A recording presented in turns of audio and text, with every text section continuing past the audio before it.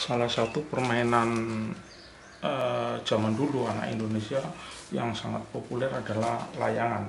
Layangan zaman dulu tidak seperti sekarang yang terdiri dari bermacam-macam. Rangkanya pun bukan terbuat dari bambu tapi sudah dari atom. Nah, tapi layangan yang dulu ini bentuknya seperti ini, dari bambu, dari kertas. Layangan zaman dulu hanya ada dua macam, yaitu seperti ini, satu seperti ini, dua seperti ini. Yang ini dengan yang ini sama, tapi bedanya yang satu itu ada ekornya, yang satu tidak ada ekornya. Nah, saya jelaskan, mainan ini yang ada ekornya ini kalau saya zaman dulu itu disebut layangan wadon atau layangan perempuan. Nah, layangan ini hanya untuk anak-anak, anak balita yang diterbangkan ke atas oleh bapaknya biasanya, lalu dibiarkan karena layangannya karena dia punya ekor di atas itu tenang, nggak goyang-goyang gitu. Jadi sampai sore pun kadang-kadang tidak akan turun sendiri kalau tidak diturunkan. Ini namanya layangan perempuan. Layangan ini tidak boleh diadu, atau aduan layangan itu namanya paritan. Tidak boleh diadu benangnya karena benangnya tidak pakai benang yang tajam yang bergelas itu. Ini layangan perempuan atau layangan wadon untuk anak-anak.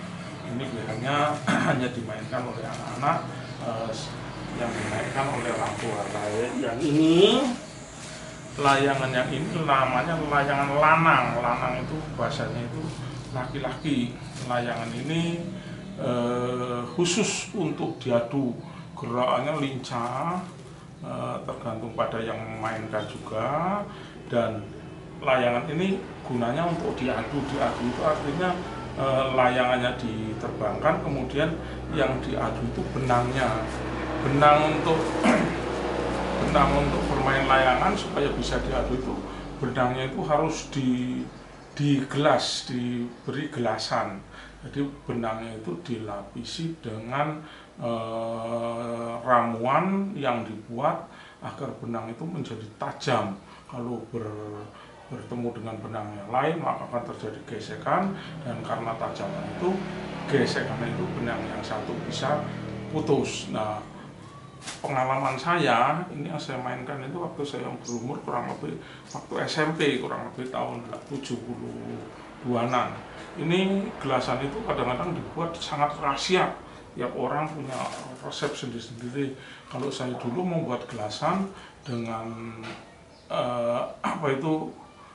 intinya itu menggunakan beling itu kaca gelas, kaca piring, kaca lampu, kaca jendela, itu yang ditumbuk halus, kemudian dicampur dengan lem kayu, kemudian dicampur dengan gula. Kalau saya dulu, kalau tidak ada gula ya, kalau ada gula ya bisa juga pakai madu, lalu diaduk sampai encer, lalu benangnya dimasukkan, kemudian ditarik. Benang itu nanti setelah dijemur akan menjadi tajam sekali, kalau kena tangan saja bisa teriris. Nah, itu rahasia daripada layangan ini. Layangan yang kecil seperti ini, tidak berbuntut, tidak berapa.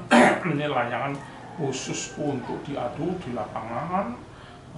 Tapi sekarang layangan ini sekarang masih banyak dipakai di desa-desa.